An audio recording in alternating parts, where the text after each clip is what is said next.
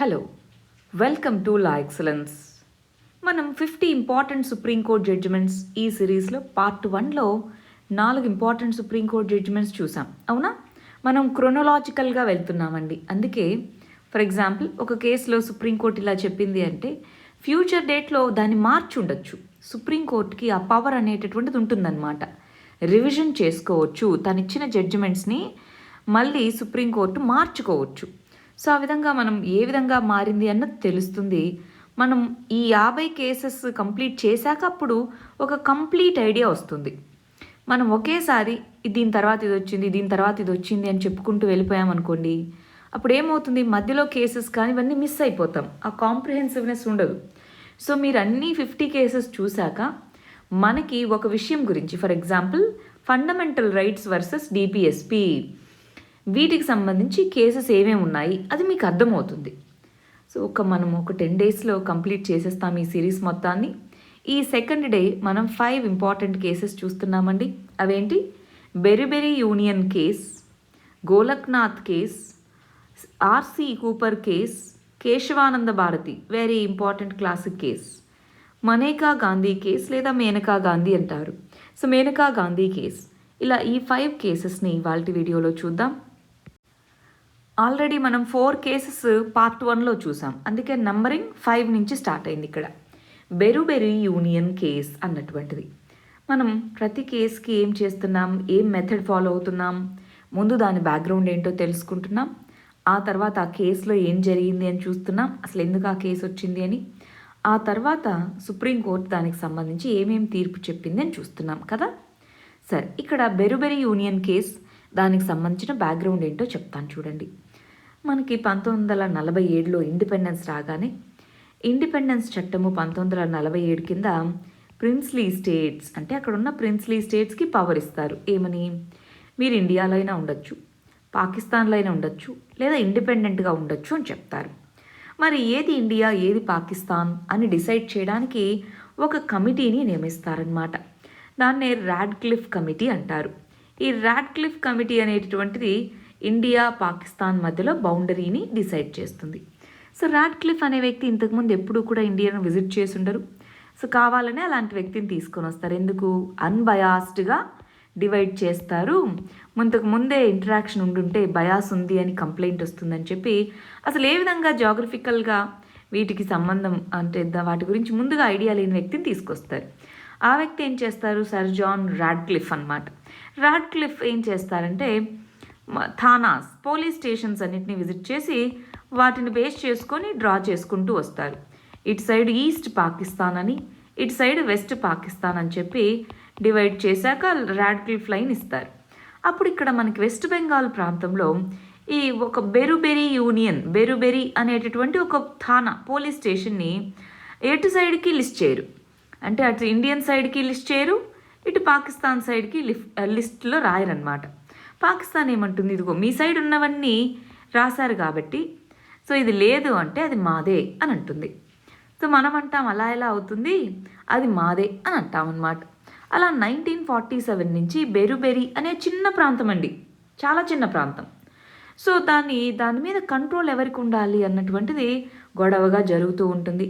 దీంతోపాటు చాలా ప్రాంతాలు మనకు తెలుసు, చాలా చిన్న చిన్న ప్రాంతాలు అటు సైడా ఇటు సైడా అన్న క్వశ్చన్స్ ఉంటూ ఉంటాయన్నమాట. అలాంటి టైంలో మరి గవర్నమెంట్ అంటుంది, సరే ఒక అగ్రిమెంట్ చేసుకుంటుంది నెహ్రూ. అప్పుడు ఉన్నటువంటి పాకిస్తాన్ యొక్క ప్రైమ్ మినిస్టర్ కలిసి ఒక అగ్రిమెంట్ చేసుకుంటారు. దాన్నే నెహ్రూ నూన్ అగ్రిమెంట్ అని పిలుస్తారు. 1958లో అగ్రిమెంట్ చేసుకుంటారు.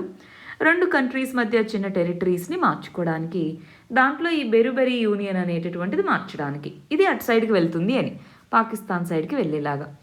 అప్పుడు దీనికి సంబంధించి క్వశ్చన్ వస్తుంది. ఆర్టికల్ 3, ఆర్టికల్ 3 కింద మరి ఏదైనా ఇప్పుడు అది మనకి వెస్ట్ బెంగాల్ రాష్ట్రం. సో ఏదైనా ఒక పర్టికులర్ ప్రాంతంలో ఉన్నదాన్ని వేరే దాంట్లో కలపచ్చా అని క్వశ్చన్ వస్తుంది.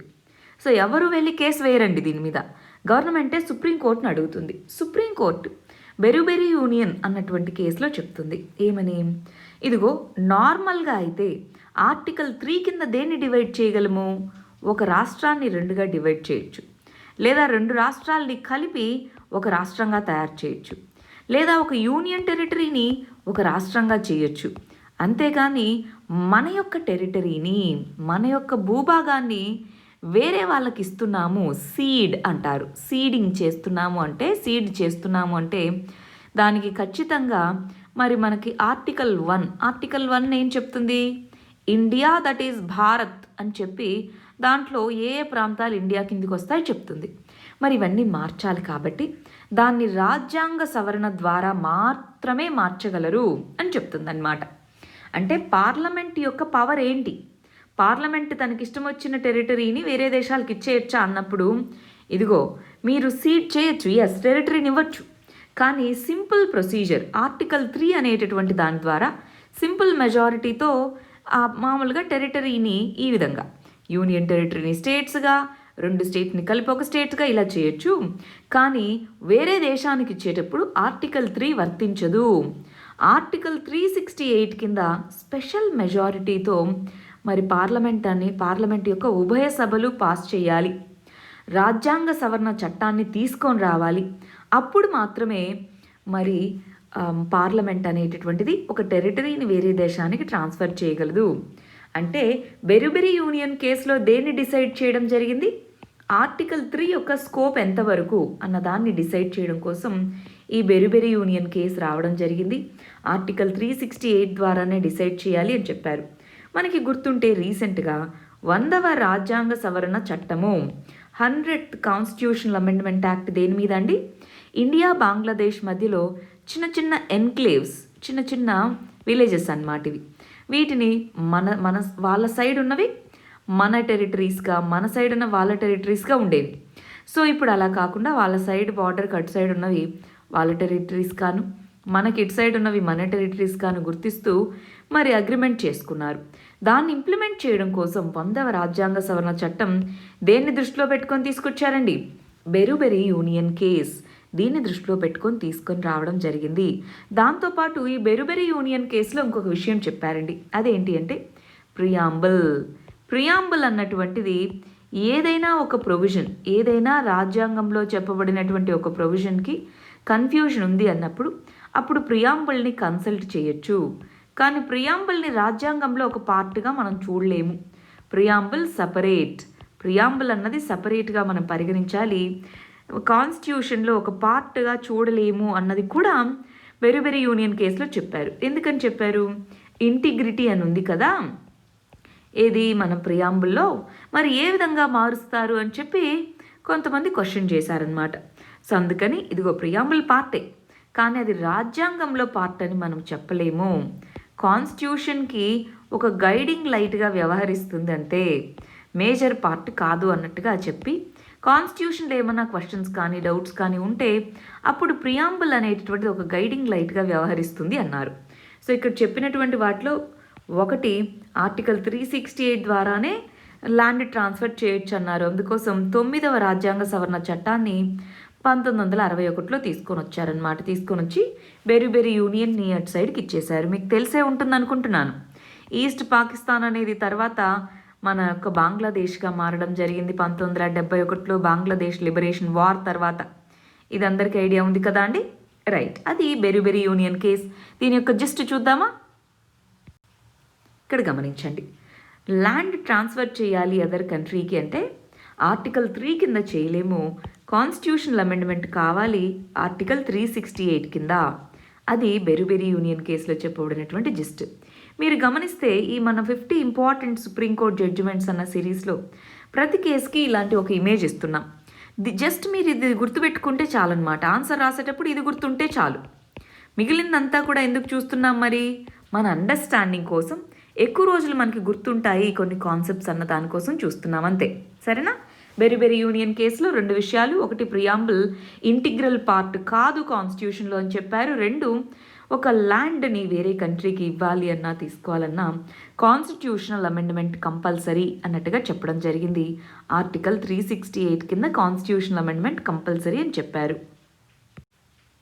Next important case Golaknath versus state of Punjab అనేటటువంటి కేసు అన్నమాట. Golaknath versus state of Punjab case ఏం జరిగింది? అక్కడ పంజాబ్ రాష్ట్రంలో ఒక చట్టాన్ని పాస్ చేయడం జరిగింది. Punjab security and land tenures act అనేటటువంటిది. ఆ చట్టం కింద ఏం చెప్పారంటే అప్పటికి ల్యాండ్ రిఫార్మ్స్ జరుగుతూ ఉన్నాయన్నమాట. మనకి నెహ్రూ గారు చనిపోయి ఉన్నారు.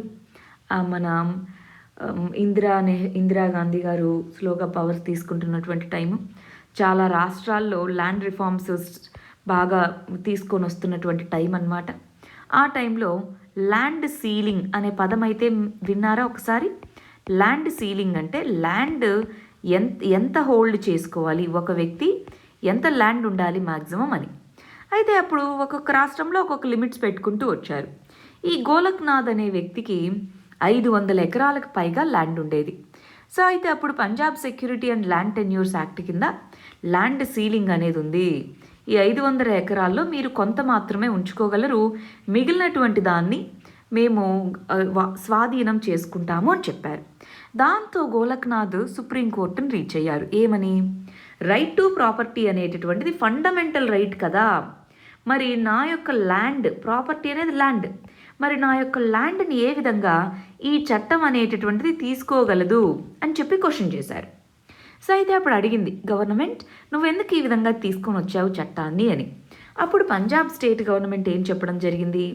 ఇదిగోండి, మొదటి రాజ్యాంగ సవరణ చట్టము, ఫస్ట్ కాన్స్టిట్యూషనల్ అమెండ్మెంట్ యాక్ట్ ఏమని చెప్పింది? ఆర్టికల్ 31A, ఆర్టికల్ 31Bని తీసుకొని వచ్చింది. దాంతోపాటు 9వ షెడ్యూల్ అని తీసుకొని వచ్చింది. 9వ షెడ్యూల్లో పెట్టినటువంటి చట్టాలకి జ్యుడిషియల్ రివ్యూ వర్తించదు అని చెప్పింది. గవర్నమెంట్ అనేటటువంటిది ల్యాండ్ అక్వైర్ చేసుకోవచ్చని ఈ 2 చట్టాల కింద చెప్పడం జరిగింది. మేము ఈ Punjab security and land tenures చట్టాన్ని 9వ షెడ్యూల్లో పెట్టామండి, సో అది జ్యుడిషియరీ కిందికి రాదు అని చెప్పడం జరిగింది. సుప్రీంకోర్టు అంది ఏమని? ఇదిగో సుప్రీంకోర్టుకి పవర్ ఉందా లేదా, ఏమని ఈ 9th షెడ్యూల్లో చెప్పబడినటువంటి వాటిని జ్యుడిషియల్ రివ్యూ చేసేందుకు అన్నది ఫండమెంటల్ క్వశ్చన్గా మారింది. అలాంటి టైంలో ఏమన్నారంటే పార్లమెంట్కి ఫండమెంటల్ రైట్స్ని రెస్ట్రిక్ట్ చేసేటటువంటి హక్కు లేదు అన్నట్టుగా చెప్పిందనమాట. ఏమని చెప్పింది? ఫండమెంటల్ రైట్స్ని రెస్ట్రిక్షన్ చేసేటటువంటి హక్కు పార్లమెంట్కి లేదు అని చెప్పింది. కానీ మనము ఇంతకుముందు కొన్ని కేసెస్లో చూసాం. అవేం కేసెస్? 1951 శంకరీ ప్రసాద్ కేస్, అవునా కాదా? నిన్నటి వీడియోలో పార్ట్ 1లో చూసాం. శంకరీ ప్రసాద్ కేస్ అన్నటువంటి కేసులో ఏం చెప్పింది? పార్లమెంట్ అనేటటువంటిది ఫండమెంటల్ రైట్స్ని మార్చచ్చు. మరి ఆర్టికల్ 13లో ఉండేటటువంటి ప్రొవిజన్స్లో ఏ చట్టమైనా ఫండమెంటల్ రైట్స్ని మారిస్తే దాన్ని నల్ అండ్ వాయిడ్ చెయ్యాలి అన్నారు.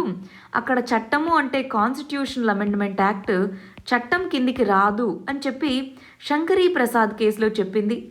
ఈ గోలక్నాథ్ కేసుకి ముందు మనకి ఇంకో కేసు కూడా వచ్చిందనమాట. దాని పేరే సజ్జన్ సింగ్ కేసు అనేది 1965లో సుప్రీంకోర్టు తీర్పిచ్చింది. అక్కడ కూడా శంకరీ ప్రసాద్ కేసు లాగే ఫండమెంటల్ రైట్స్ని రెస్ట్రిక్ట్ చేయొచ్చు, ఫండమెంటల్ రైట్స్ని అమెండ్ చేయొచ్చు అన్నట్టుగా చెప్పింది. మరి గోలక్నాథ్ కేసులో సడన్గా రివర్స్ స్టాండ్ తీసుకుంది. ఫండమెంటల్ రైట్స్ని, కాన్స్టిట్యూషన్లో ఉన్న ఫండమెంటల్ రైట్స్ని అమెండ్ చేసేటటువంటి అధికారం పార్లమెంట్కు లేదు, ఈ land security and tenure act అనేది చెల్లదు. సో మీరు ఏదైతే గోలక్నాథ్ వీళ్ళ దగ్గర నుంచి ల్యాండ్ తీసుకున్నారో అది ఇచ్చేసేయండి. రైట్ టు ప్రాపర్టీ అనేటటువంటిది ఆర్టికల్ 19(1)G కింద ఫండమెంటల్ రైట్ కాబట్టి దాన్ని తీసేసే హక్కు అటు పార్లమెంట్కి లేదు అని చెప్పడం జరిగింది. సో పార్లమెంట్ ఇష్టం వచ్చినట్టుగా అమెండ్ చేయకూడదు అని కూడా చెప్పింది. మనకి బేసిక్ స్ట్రక్చర్ అనేటటువంటి ఒక డాక్ట్రిన్ ఉంటుందండి. దాన్ని ఎక్స్ప్లిసిట్గా చెప్పింది కేశవానంద భారతి అన్న కేసులో. ఇవాళ మనం చూడబోతున్నాం దాన్ని. కేశవానంద భారతి అన్న కేసులో బేసిక్ స్ట్రక్చర్ అనేటటువంటి దాన్ని చెప్పింది. గోలక్నాథ్ కేసులో బేసిక్ స్ట్రక్చర్ అనే పదాన్ని వాడకపోయినప్పటికీ బేసిక్ స్ట్రక్చర్ థీమ్తో ఈ జడ్జిమెంట్ ఇచ్చింది. ఒక్కసారి దీన్ని మళ్ళీ రివైజ్ చేద్దామా? ఏమేమనుకున్నామో ఇదిగోండి. శంకరీ ప్రసాద్ కేసు 1951లోను, Sajjan Singh versus state of రాజస్థాన్లోను ఫండమెంటల్ రైట్స్ అనేటటువంటి అమెండ్ చేయవచ్చు. ఎవరు? పార్లమెంట్కి ఫండమెంటల్ రైట్స్ని అమెండ్ చేసేటటువంటి హక్కు ఉంది. ఆర్టికల్ 13 కింద లా ఏదైతే లా ఫండమెంటల్ రైట్స్ని వైలేట్ చేస్తుందో అది నల్ అండ్ వాయిడ్ అన్నారు. ఈ లా కిందికి కాన్స్టిట్యూషనల్ అమెండ్మెంట్ యాక్ట్ అనేటటువంటిది రాదు. అది ఏ కేసులో చెప్పినటువంటిదండి? ఈ 2 కేసుల్లో, శంకరీ ప్రసాద్ కేసులోను సజ్జన్ సింగ్ కేసులోను ఫండమెంటల్ రైట్స్ని అమెండ్ చేయొచ్చు పార్లమెంట్ అని చెప్పడం జరిగింది. దేని కింద? ఆర్టికల్ 368 కింద ఫండమెంటల్ రైట్స్ని అమెండ్ చేయొచ్చు అంది. కానీ గోలక్నాథ్ కేసులో ఫైనల్గా ఏం జడ్జిమెంట్ ఇచ్చింది? రివర్స్లో కాన్స్టిట్యూషన్లో ఆర్టికల్ 368 అనేటటువంటిది కాన్స్టిట్యూషనల్ అమెండ్మెంట్కి ప్రొసీజర్ని మాత్రమే చెప్తుంది. ఏ విధంగా అమెండ్ చెయ్యాలి పార్లమెంట్ అన్న ప్రొసీజర్ని చెప్తుంది, కానీ ఎక్కడా కూడా ఈ పవర్ పార్లమెంట్కి ఇచ్చామని చెప్పలేదు. సో అలాంటి కంటెక్స్లో అమెండింగ్ పవర్ ఆఫ్ ది కాన్స్టిట్యూషన్లో ఏది ఇంక్లూడ్ అవ్వదు? ఫండమెంటల్ రైట్స్ని అమెండ్ చేయడం అనేది ఇంక్లూడ్ అవ్వదు. సో ఆర్టికల్ 13(2)లో ఆర్డినరీ లానే కాదు, కాన్స్టిట్యూషనల్ లా కూడా ఏ చట్టమైనా సరే ఫండమెంటల్ రైట్స్ని వైలేట్ చేస్తే అది నల్ అండ్ వాయిడ్ అవుతుంది. సో అందువల్ల ఈ ఫండమెంటల్ రైట్స్ అనేటటువంటివి అమెండ్ చేయడానికి వచ్చిన చట్టాలు నల్ అండ్ వాయిడ్ చేయడం జరిగింది అని చెప్పారు. దాంతో మరి గవర్నమెంట్కి ఏం చేయాలో అర్థం కాలేదు. దాని తర్వాత ఇంకొన్ని రాజ్యాంగ సవరణ చట్టాలు తీసుకొని వచ్చి ఈ గోలక్నాథ్ ఈ కేసులో చెప్పబడినటువంటి చట్టాన్ని రివర్సల్ చేయడం జరిగింది. దీని తర్వాత 24వ రాజ్యాంగ సవరణ చట్టం, అంటే ఈ సుప్రీంకోర్టు జడ్జిమెంట్ ఇచ్చిన తర్వాత దాన్ని ఓవర్ రూల్ చేయాలి, దాన్ని పాటించాలి. మామూలుగా అయితే దాన్ని పాటించకుండా ఉండాలి అంటే రాజ్యాంగం ద్వారా దానికి మళ్ళీ సవరణ తేవచ్చు. అందుకని 24వ రాజ్యాంగ సవరణ చట్టం తీసుకొని రావడం జరిగింది. ప్రస్తుతానికైతే గోలక్నాథ్ కేసులో ఏం చెప్పారో అర్థమైందా? శంకరీ ప్రసాద్ కేసులోను Sajjan Singh versus state of రాజస్థాన్లోను ఇదిగో మరి ఫండమెంటల్ రైట్స్ ఇంపార్టెంటే, కానీ గవర్నమెంట్ సోషో ఎకనామిక్ అజెండాని ఇంప్లిమెంట్ చేయాలి. డిపిఎస్పిని ఇంప్లిమెంట్ చేసేటటువంటి బాధ్యత గవర్నమెంట్ది. మరి ల్యాండ్ మీరు ఇవ్వకపోతే ఏ విధంగా ల్యాండ్ డిస్ట్రిబ్యూషన్ జరుగుతుంది? అందుకని అమెండ్మెంట్ చేసేటటువంటి అధికారం పార్లమెంట్కి ఉంది అన్నట్టుగా ఈ 2 కేసుల్లో చెప్పారు. గోలక్నాథ్ కేసులు అలా కాదు, కాన్స్టిట్యూషనల్ ప్రిన్సిపల్స్ని పాటించండి, ఫండమెంటల్ రైట్స్ని అమెండ్ చేయలేరు అన్నట్టుగా గోలక్నాథ్ కేసులో చెప్పడం జరిగింది.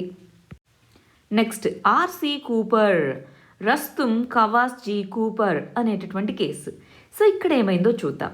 మనకి 1969 ఆ టైంలో ఇందిరాగాంధీ గారు ఒక నిర్ణయం తీసుకున్నారు. ఏమని?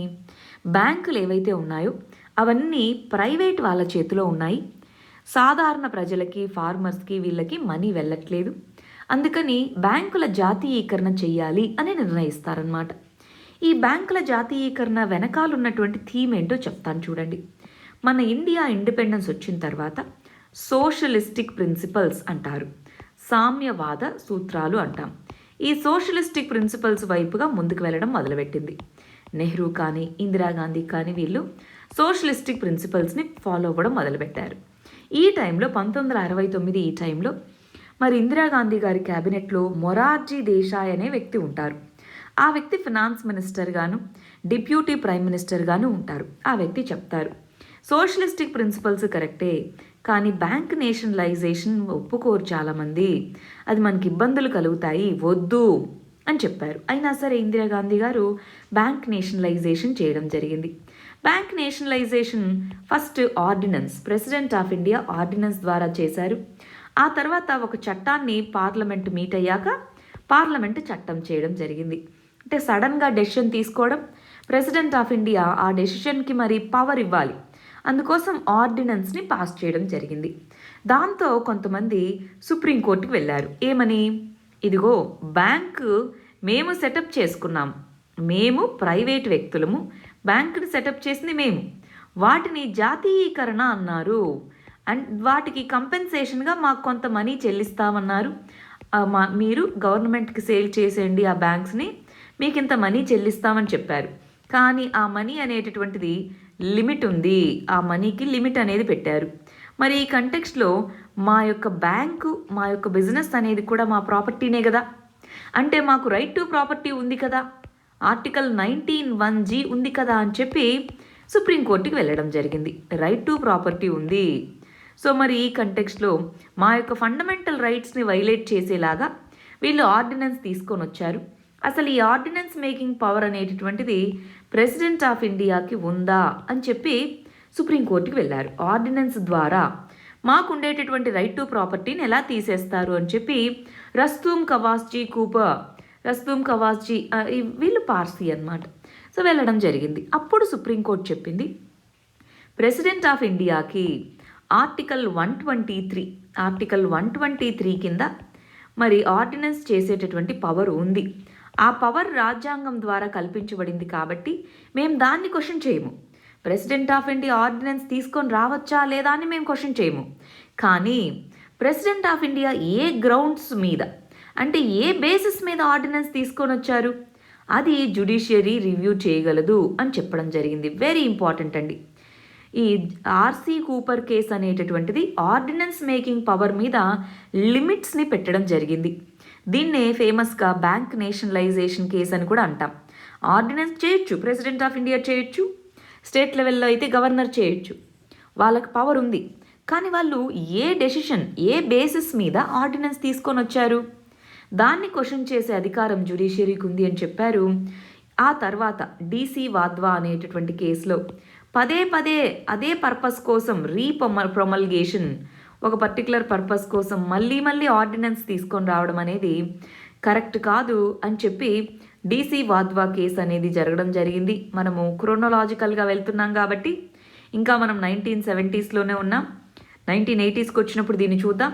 రీసెంట్గా Krishna Kumar Singh versus state of Bihar, ఈ కేసులో కూడా ఆర్డినెన్సెస్ అనేటటువంటివి జ్యుడిషియల్ రివ్యూ కిందికి వస్తాయి. ఆటోమేటిక్గా జ్యుడిషియల్ రివ్యూ కిందికి రావు. బట్ వాటిలో ఇంటెన్షన్ ఏంటి, కూపర్ కేసులో చెప్పినట్టుగా ఆర్డినెన్స్ మేకింగ్ పవర్ అనేది ఉంది, ప్రెసిడెంట్కి ఉంది, అటు గవర్నర్కి ఉంది. వాళ్ళ యొక్క ఇంటెన్షన్స్ని జ్యుడిషియరీ క్వశ్చన్ చేయొచ్చు అన్నది లేటెస్ట్గా మనకున్నటువంటి కేసు అన్నమాట. అందువల్ల ఇది మనకి న్యూస్లో ఉంది. ఆర్సీ కూపర్ కేసు ఇప్పుడు దేనికోసమో చెప్పండి, ఆర్డినెన్స్ మేకింగ్ పవర్ని ఇది చూడడం జరిగింది. మరొకసారి జిస్ట్ చూద్దామా? ఇక్కడ చూడండి, ordinance making power president of ఇండియాకి ఏమో ఆర్టికల్ 123 కింద కాన్స్టిట్యూషన్ ప్రొవైడ్ చేసింది. ఆర్టికల్ 213 కింద గవర్నర్కి ఆ పవర్ని ప్రొవైడ్ చేయడం జరిగింది. పవర్ని క్వశ్చన్ చేయట్లేదు, బట్ ఇంటెన్షన్ని క్వశ్చన్ చేయొచ్చు. ఎవరు? జ్యుడిషియల్ రివ్యూ ద్వారా జ్యుడిషియరీ అనేటటువంటిది ఆర్డినెన్స్ మేకింగ్ పవర్ యొక్క ఇంటెన్షన్ని క్వశ్చన్ చేయొచ్చు. అది RC Cooper versus union of India అన్న కేసులో సుప్రీంకోర్టు చెప్పడం జరిగింది. మరి ఈ బ్యాంక్ నేషనలైజేషన్ అప్హోల్డ్ చేయడం జరిగింది. కరెక్టే, వాళ్ళు చేసింది, వాళ్ళు మీకు చెల్లిస్తున్నారు కదా ఇంత అమౌంట్ అని చెప్పడం జరిగిందనమాట. ఫైనల్గా కేసులో యూనియన్ గవర్నమెంటే విన్ అవ్వడం జరిగింది. Next important classic case Kesavananda Bharati versus state of Kerala అన్నటువంటి కేసు అన్నమాట. దీనికి సంబంధించి మనం ఒక స్పెషల్ వీడియో కూడా చేస్తున్నామండి. ఒక 30-minute వీడియో, దీని మీదే 17-minute వీడియో అనుకుంటాను, దీని మీదే చేయడం జరిగింది. మన ఛానల్లో కూడా ఉంది. బట్ ఇక్కడ కూడా మళ్ళీ ఒకసారి ఎక్స్ప్లెయిన్ చేస్తాను, అది ఒకసారి చూడండి. సో ఇక్కడ ఏమవుతుంది అంటే, ఇక్కడ కూడా ల్యాండ్కి సంబంధించిన డిస్ప్యూటే. కేశవానంద భారతి, సో ఈయన ఒక స్వామీజీ, మరి కేరళలో చాలా హ్యూజ్ ల్యాండ్ అనేటటువంటిది ఆయన యొక్క ట్రస్ట్ కింద ఉంటుంది. సో వాళ్ళు ఏమంటారంటే, కేరళ అనేటటువంటిది ల్యాండ్ రిఫార్మ్స్ని ఇంప్లిమెంట్ చేయడం మొదలుపెడుతుంది. ఆ టైంలో ఆయన యొక్క ఆశ్రమంకి సంబంధించిన ల్యాండ్ ఏదైతే ఉంటుందో ఆ ల్యాండ్ మీద కూడా సీలింగ్ పెడతాము అంటారు. అప్పుడు సుప్రీంకోర్టుకి మూవ్ అవుతారు. ఏమని? ఇదిగో ఆర్టికల్ 31 కింద ఆర్టికల్ 31A, ఆర్టికల్ 31B చూడండి. ఆర్టికల్ 31A, ఆర్టికల్ 31B ఈ రెండు దేని కింద తీసుకొని వచ్చారండి? మొదటి రాజ్యాంగ సవరణ చట్టం కింద తీసుకొచ్చారు. వీటి కింద ఈ విధంగా ఎస్టేట్స్ ఏవైతే ఉంటాయో ఆ ఎస్టేట్స్ని మరి గవర్నమెంట్ తీసుకోవచ్చు అని చెప్పడం జరిగింది. మరి ఈ కంటెక్స్లో ఆర్టికల్ 31A, 31B కింద మా ప్రాపర్టీని తీసుకుంటున్నాం అంటున్నారు. కానీ ఆర్టికల్ 26 కింద రిలీజియస్ అఫైర్స్, మీ ఫండమెంటల్ రైట్స్ మనకందరికీ తెలిసి ఉండాలండి. తెలియని వాళ్ళు ఒకసారి ఆర్టికల్ 26 గురించి చదవండి. ఆర్టికల్ 26 కింద రిలీజియస్ ఇన్స్టిట్యూషన్స్ని మెయింటైన్ చేసుకునేటటువంటి హక్కు ఆ రిలీజియస్ డినామినేషన్స్కి ఉంది అని చెప్పారు కదా. అప్పుడు మా ఆశ్రమంకి సంబంధించి ల్యాండ్ అదంతా ఏ విధంగా గవర్నమెంట్ తీసుకుంటామంటుంది? ఆర్టికల్ 26 కానీ article 19(1)G right property, so property right అనేటటువంటిది కూడా మాకు ఉంది కదా, ప్రాపర్టీ రైట్ అనేటటువంటిది ఉంది. సో ఆర్టికల్ 26 అనేది మాకు ఉంది కదా. మరి ప్రైమరీగా ఆ టైంకే ఈ రైట్ టు ప్రాపర్టీ మీద ఎన్నో రకాలుగా సుప్రీంకోర్టు చాలాసార్లు రైట్ టు ప్రాపర్టీని తీసేసినా పర్లేదు అన్నట్టుగా జడ్జిమెంట్స్ ఇచ్చి ఉంటుంది.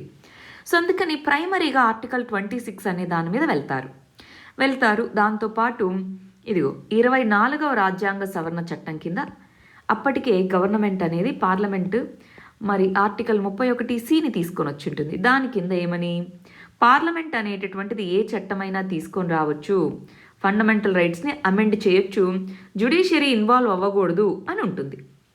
25వ రాజ్యాంగ సవరణ చట్టం కింద రైట్ టు ప్రాపర్టీని ఫండమెంటల్ రైట్స్ నుంచి తీసేస్తున్నాము అని చెప్పి ఈ రెండు కేశవానంద భారతి కేసు సుప్రీంకోర్టుకి వెళ్ళకముందే అవి రెండు అమెండ్మెంట్స్ చేసి ఉంటుంది. అప్పుడు సుప్రీంకోర్టు ఏమంటుందంటే, ఇదిగో 24వ రాజ్యాంగ సవరణ చట్టంలో మీరు చాలా మార్పులు తీసుకొచ్చారు, వాటిలో ఆర్టికల్ 31(c) ఉంది చూసారా, దాన్ని మేము కొట్టేస్తున్నాము. ఎందుకని, జ్యుడిషియరీకి రాజ్యాంగబద్ధంగా పవర్ ఉంది, జ్యుడిషియల్ రివ్యూ పవర్ని కర్టైల్ చేయకూడదు అని చెప్పడం జరిగింది. మరి 25వ రాజ్యాంగ సవరణ చట్టం ఏదైతే ఉందో దాన్ని అన్కాన్స్టిట్యూషనల్, ఆ రైట్ టు ప్రాపర్టీ అనేటటువంటిది మీకు ఇష్టం వచ్చినట్టుగా తీసేయడానికి కుదరదు అని చెప్పింది. రైట్ టు ప్రాపర్టీని ఫైనల్గా ఏ రాజ్యాంగ సవరణ చట్టం ద్వారా తీసేశారండి, 44వ రాజ్యాంగ సవరణ చట్టం ద్వారా రైట్ టు ప్రాపర్టీని తీసేశారు. దానికంటే ముందే 25వ రాజ్యాంగ సవరణ చట్టం ద్వారా ప్రయత్నించారు, కానీ దాన్ని కోర్టు కొట్టివేసింది. ఏ కేసులో, కేశవానంద భారతి కేసులో. సో అప్పుడు ఏం చెప్పింది కేశవానంద భారతిలో ఫైనల్గా అంటే, ఇదిగోండి మీరు ఫండమెంటల్ రైట్స్ని అమెండ్ చేయండి, కానీ జ్యుడిషియరీ పరిధి కిందికి రాదు అనడం మాత్రం తప్పు, జ్యుడిషియరీ పరిధి కిందికి వస్తుంది. ఎస్, మీరు ఫండమెంటల్ రైట్స్ని అమెండ్ చేయండి, కానీ అమెండ్ చేసేటప్పుడు బేసిక్ స్ట్రక్చర్ అంటే దానికి ఉన్నటువంటి ఫండమెంటల్ నేచర్ని మాత్రం మార్చకూడదు అని క్లియర్గా చెప్పడం జరిగింది. గోలక్నాథ్ కేసులో అసలు ఫండమెంటల్ రైట్స్ని అమెండ్ చేయలేరు అని చెప్పింది. ఇక్కడ మరి శంకరీ ప్రసాద్ కేసు, సజ్జన్ సింగ్ కేసులో ఏ విధంగా అయితే ఫండమెంటల్ రైట్స్ని అమెండ్ చేయొచ్చు అని చెప్పిందో ఆ విధంగా చెప్తూ చేయండి, తప్పు కాదు, కానీ కొన్ని బేసిక్ ప్రొవిజన్స్ ఉంటాయి, కాన్స్టిట్యూషన్లో మార్పులు వాటిలో మాత్రం చేయకూడదు అని చెప్పింది. మరి వేటిలో అండి అని అడిగారు వీళ్ళు. వేటిలో అన్నది మేము టైం టు టైం చెప్తాము, ఒక లిస్ట్ అంటూ లేదు, బట్ కొన్ని ఫీచర్స్ ఫండమెంటల్గా ఉన్నాయి. ఫర్ ఎగ్జాంపుల్ జ్యుడిషియల్ రివ్యూ అని చెప్పేసుకుంది. జ్యుడిషియల్ రివ్యూ లాంటి వాటిని మార్చకూడదు అని చెప్పడం జరిగిందనమాట. సో ఆ విధంగా కేశవానంద భారతి కేసులో ఫండమెంటల్ రైట్స్ అనేవి కాన్స్టిట్యూషన్లో పార్ట్. సో కాన్స్టిట్యూషన్ని అమెండ్ చేయొచ్చు, పార్లమెంట్కి అధికారం ఉంది ఆర్టికల్ 368 కింద, కానీ దానికి ఇష్టం వచ్చినట్టుగా మార్చకూడదు, కొంత లిమిట్స్ అనేటటువంటివి ఉన్నాయి అని చెప్పడం జరిగింది. మరి దీన్ని జస్ట్ ఒక్కసారి చూద్దామా మళ్ళీ. ఇక్కడ చూడండి, జ్యుడిషియల్ రివ్యూ అనేటటువంటిది బేసిక్ స్ట్రక్చర్లో పార్ట్ అన్నట్టుగా చెప్పడము, ఫండమెంటల్ రైట్స్ని అమెండ్ చేయొచ్చు, కానీ దానికి లిమిటేషన్స్ ఉన్నాయి, కొన్ని ప్రొవిజన్స్, ఇంపార్టెంట్ ప్రొవిజన్స్ని అమెండ్ చేయకూడదు అని చెప్పడం జరిగింది. దాంతోపాటు ఆర్టికల్ 13(2) ఇందాకటి నుంచి మనం దీని గురించే చదువుతున్నాం. ఆర్టికల్ 13(2)లో ఏదైనా ఒక చట్టము మరి ఫండమెంటల్ రైట్స్ని అబ్రగేట్ చేస్తే దాన్ని ఆ పర్టికులర్ చట్టాన్ని నల్ అండ్ వాయిడ్గా చేయాలి అన్నది రాజ్యాంగంలో ఉంది. సో వీళ్ళు అన్నారు ఆర్టికల్ 13(2)లో కేశవానంద భారతి కేసులో చూడండి, ఆర్డినరీ లా అన్నది దీని కిందికి వస్తుంది, కాన్స్టిట్యూషనల్ లా కూడా వస్తుంది, కానీ వాటికి లిమిటేషన్స్ ఉన్నాయి. కాన్స్టిట్యూషనల్ లా అనేది అమెండ్ చేయొచ్చు ఫండమెంటల్ రైట్స్ని, కానీ కొన్ని ఫీచర్స్ని అమెండ్ చేయకూడదు. వాటిలో కొన్ని ఇంపార్టెంట్గా చెప్పినవేంటి, జ్యుడిషియల్ రివ్యూ, మన ఇండియా అనేది డెమోక్రటిక్ కంట్రీ, సో దాని డెమోక్రటిక్ నుంచి వేరే నేచర్కి తీసుకెళ్తున్నట్టు అమెండ్ చేయకూడదు. ఇలా కొన్ని ప్రొవిజన్స్ని కేస్ టు కేస్ చెప్పుకుంటూ వచ్చింది. ఆ తర్వాత చాలా సుప్రీంకోర్టు జడ్జిమెంట్స్లో ఏది బేసిక్ స్ట్రక్చర్ అవుతుంది అన్నట్టుగా చెప్పుకుంటూ వచ్చింది. బట్ బేసిక్ స్ట్రక్చర్ గురించి ఎక్స్ప్లిసిట్గా మాట్లాడింది కేశవానంద భారతి కేసులో. సో ఒకసారి ఏ విధంగా ఇవి ఎవాల్వ్ అవుతూ వచ్చాయి చూడండి. Shankari Prasad versus union of India case, Sajjan Singh versus state of Rajasthan case. ఈ 2 కేసుల్లో ఏం చెప్పింది?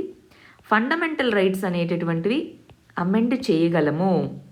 ఫండమెంటల్ రైట్స్ అమెండ్ చేయగలము. మనకి DPSP, directive principles of state policy, వీటిలో ఇన్ఈక్వాలిటీస్ని తగ్గించాలి అన్నందుకు ల్యాండ్ రిఫార్మ్స్ ఇవన్నీ అన్నాం కదా. సో వీటి ఇంప్లిమెంటేషన్ ఎక్కువ ప్రాముఖ్యత ఇవ్వడం జరిగింది. సో శంకరీ ప్రసాద్ సజ్జన్ సింగ్ కేసులో మనకి ఏ విధంగా కనిపించింది అంటే డిపిఎస్పి అనేదే ఫండమెంటల్ రైట్స్ కంటే ఇంపార్టెంట్ అన్న ఆ ఫీలింగ్ని సుప్రీంకోర్టు జడ్జిమెంట్స్లో చెప్పింది. కానీ Golaknath versus state of Punjab కేసులో ఏం చెప్పింది? ఫండమెంటల్ రైట్స్ అనేటటువంటివి అమెండ్ చేయలేము అని చెప్పడం జరిగింది. మీరు డిపిఎస్పి కోసం ఫండమెంటల్ రైట్స్ని అమెండ్ చేయడం కాదు, ఫండమెంటల్ రైట్సే సుపీరియర్ అన్నటువంటి మీనింగ్తో ఇక్కడ చెప్పడం జరిగింది. మరి కేశవానంద భారతి కేసులో ఏం చెప్పడం జరిగింది? ఫండమెంటల్ రైట్స్ని అమెండ్ చేయొచ్చు, కానీ కొన్ని లిమిట్స్ అనేటటువంటివి ఉన్నాయి. ఆ లిమిటేషన్స్ అనేటటువంటివి దేని వల్ల వస్తాయి? కొన్ని బేసిక్ ఫీచర్స్ అనేటటువంటివి ఉన్నాయి మన రాజ్యాంగానికి. ఆ ప్రాథమిక ఫీచర్స్ని మాత్రం మార్చకూడదు అని చెప్పడం జరిగింది. అంటే ఫండమెంటల్ రైట్స్ అనేటటువంటివి అమెండబుల్, కానీ అవి సుపీరియర్ కాదు. డిపిఎస్పి కంటే అవి సుపీరియర్ కాదు, అలాగని డిపిఎస్పి కంటే తక్కువ కాదు. ఆ విధంగా కేశవానంద భారతి కేసులో చెప్పడం జరిగింది. సో మీరు మెయిన్స్ పాయింట్ ఆఫ్ వ్యూలో డిపిఎస్పి వర్సెస్ ఫండమెంటల్ రైట్స్ అన్న కేసు ఏదైనా అలాంటి క్వశ్చన్కి ఆన్సర్ రాయాల్సి వచ్చినప్పుడు ఈ 4 కేసులు రాయాలి. దాంతోపాటు మినర్వా మిల్స్ కేసు అని ఒకటి ఉంటుంది, అది మనం రేపు చదువుకోబోతున్నాం. సో అది కూడా మనము రాయగలగాలన్నమాట. ఈ 5 కేసెస్ని రాసుకోగలిగితే డిపిఎస్పి వర్సెస్ ఫండమెంటల్ రైట్స్ అన్న ఆన్సర్ మీరు చాలా బాగా రాయగలరు. ప్రస్తుతానికి కేశవానంద భారతి కేసులో బేసిక్ స్ట్రక్చర్ అంటే ఏంటో, జ్యుడిషియల్ రివ్యూ యొక్క పవర్ని ఏ విధంగా బేసిక్ స్ట్రక్చర్ అనేటటువంటిది స్ట్రెంగ్తెన్ చేసిందో అర్థమైందా? ఇప్పుడు జ్యుడిషియరీ ఏది అమెండ్ చేయగలదు అంటే అదే అమెండ్ చేయగలదు పార్లమెంట్. ఏది అమెండ్ చేయలేదు అని చెప్తే వాటిని అమెండ్ చేసే పవర్ పార్లమెంట్కి లేదు. అంటే స్లోగా కాన్స్టిట్యూషన్ మీద గ్రిప్ జ్యుడిషియరీకి వచ్చేసింది. ఆ విధంగా మనము కేశవానంద భారతి కేసుని అసెస్ చేయగలము. నెక్స్ట్ ఇవాళ మన లాస్ట్ కేసు చూడండి, మేనకా గాంధీ కేసు అంటున్నాం. సో మేనకా గాంధీ కేసులో అసలు ఏం జరిగింది, బేసిక్గా అయితే ఏం జరిగిందో చూద్దాం. సో ఈవిడికి ఇచ్చినటువంటి వీసా రెస్ట్రిక్షన్స్ పెట్టడం జరిగిందనమాట. సో ఈవిడ కంట్రీ దాటి వెళ్లకుండా ఉండేలాగా వీసా రెస్ట్రిక్షన్స్ అనేవి తీసుకొని రావడం జరిగింది. దాంతో ఆమె మరి right to freedom of movement అనేది నాకు ఉంది కదా, ఆర్టికల్ 19 కింద ఫ్రీడమ్ ఆఫ్ మూమెంట్ అనేటటువంటిది ఉంది కదా, మరి ఏ విధంగా నా యొక్క పర్సనల్ లిబర్టీని, ఫ్రీడమ్ ఆఫ్ మూమెంట్ని తీసివేస్తారు? ఇప్పుడు నాకు వేరే కంట్రీకి వెళ్ళాలండి, మీరేమో వీసా రెస్ట్రిక్షన్స్ ఇవన్నీ పెట్టి నన్ను వెళ్ళనివ్వకుండా చేస్తుంది గవర్నమెంట్ అనేది. అప్పుడు నా యొక్క రైట్ టు లైఫ్ అండ్ లిబర్టీని, ఫండమెంటల్ రైట్ అయినటువంటి ఆర్టికల్ 19లో ఫ్రీడమ్ ఆఫ్ మూమెంట్ని రెండింటినీ హరిస్తున్నట్టు కదా అని చెప్పి సుప్రీంకోర్టుకి వెళ్ళడం జరిగిందనమాట.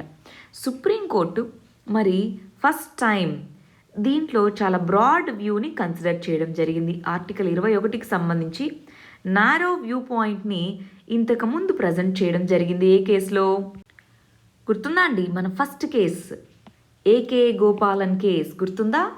సో ఆయన్ని ప్రివెంటివ్ డిటెన్షన్ కిందకి తీసుకుంటారు. అప్పుడు నా రైట్ టు లైఫ్ అండ్ లిబర్టీకి ఇది భంగం కలిగిస్తుంది అని చెప్తారనమాట.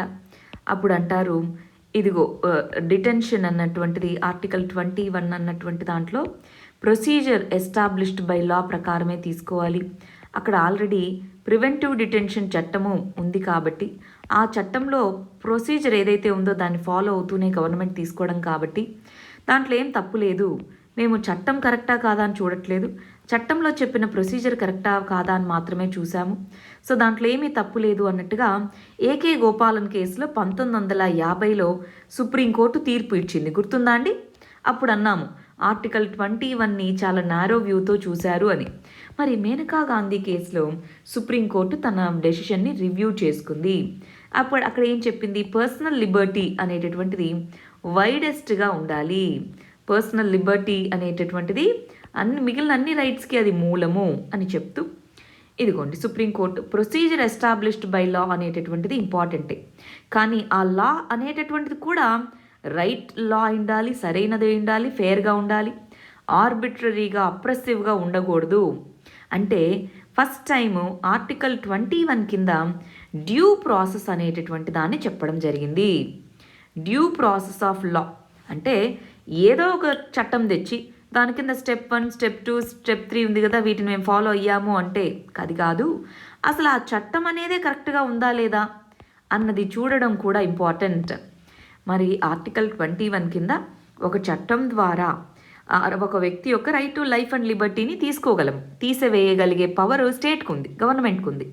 కానీ ఆ చట్టము ఒక ప్రొసీజర్ని ఫాలో అయితే సరిపోదు, డ్యూ ప్రాసెస్ని కూడా ఫాలో అవ్వాలి అన్నట్టుగా మేనకా గాంధీ కేసులో చెప్పడం జరిగింది.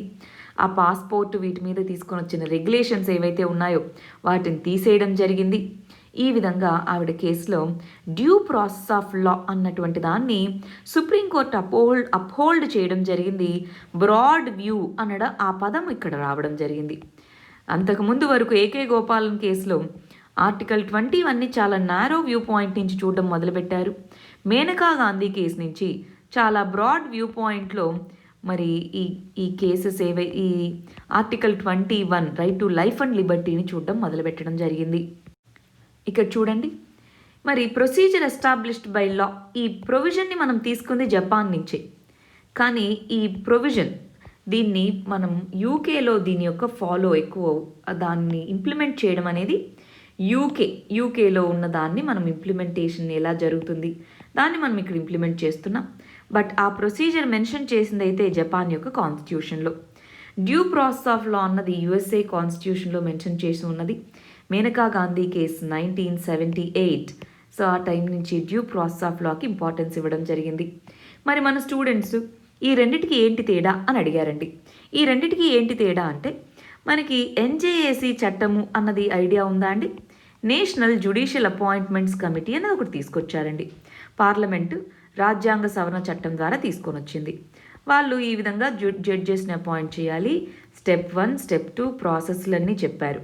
అయితే జ్యుడిషియరీ అంది ఇదిగో ప్రాసెస్ వైజ్గా చూస్తే ఓకే, కానీ డ్యూ ప్రాసెస్ అసలు ఆ చట్టమే కరెక్టా కాదా, చట్టంలో ఉన్న ప్రొవిజన్స్ ఫాలో అయ్యారా లేదా గవర్నమెంట్ అన్నది కాదు మేము చూస్తుంది, అసలు ఆ చట్టమే కరెక్టా కాదా అన్నది చూస్తున్నాము. అక్కడ జ్యుడిషియల్ ఇండిపెండెన్స్ అనేటటువంటిది జ్యుడిషియరీ అపాయింట్మెంట్ జ్యుడిషియరీయే చేసుకుంటుంది. మరి దీంట్లో ఎగ్జిక్యూటివ్ యొక్క ఇంపార్టెన్స్ ఉంది కాబట్టి జ్యుడిషియల్ ఇండిపెండెన్స్ని తీసేస్తుంది కాబట్టి డ్యూ ప్రాసెస్ ఆఫ్ లాని దృష్టిలో పెట్టుకొని దాన్ని కొట్టేస్తున్నాము అని చెప్పారు. ఈ ఎగ్జాంపుల్తో ఇప్పుడు అర్థమైందా కాన్సెప్ట్? డ్యూ ప్రాసెస్ ఆఫ్ లా అంటే అసలు ఆ చట్టమే రీజనబులా కాదా, తీసుకొని వచ్చిన లానే రీజనబులా కాదా అని చూస్తాం. ప్రొసీజర్ ఎస్టాబ్లిష్డ్ బై లా అంటే చట్టం తీసుకొని వచ్చాక ఆ చట్టంలో చెప్పబడినటువంటి ప్రాసెస్ ద్వారానే మరి గవర్నమెంట్ దాన్ని ఏదైనా ఒక దాన్ని ఇంప్లిమెంట్ చేస్తుందా అన్నది మాత్రమే చూస్తారు. ఆ చట్టం ఎంత అప్రెసివ్గా ఉంది, ఆ చట్టం ఎంత అన్రీజనబుల్గా ఉందన్నది పట్టించుకోదు. సో మేనకా గాంధీ కేసు వరకు ప్రొసీజర్ ఎస్టాబ్లిష్డ్ బై లాకే ఇంపార్టెన్స్ ఇవ్వడం జరిగింది. మేనకా గాంధీ కేసు నుంచి రెండింటినీ మనం పరిగణలోకి తీసుకుంటున్నాము. ప్రొసీజర్ ఎస్టాబ్లిష్డ్ బై లా ఉండాలి, ముందు ఆ లా అనేది డ్యూ ప్రాసెస్ ఆఫ్ లా ప్రిన్సిపల్ని ఫాలో అవ్వాలి. ఈ విధంగా చూస్తుందన్నమాట. ఇవి మన 9 ఇంపార్టెంట్ కేసెస్ అండి. మనం 9 కంప్లీట్ చేశాము. రేపు మళ్ళీ ఇంకొక 5 ఇంపార్టెంట్ సుప్రీంకోర్టు జడ్జిమెంట్స్తో మళ్ళీ మనం కలుద్దాము. వీటికి సంబంధించి ఏమైనా క్వశ్చన్స్ కానీ క్వరీస్ కానీ ఉంటే కమెంట్ సెక్షన్లో అడగండి. All the very best. Thank you very much.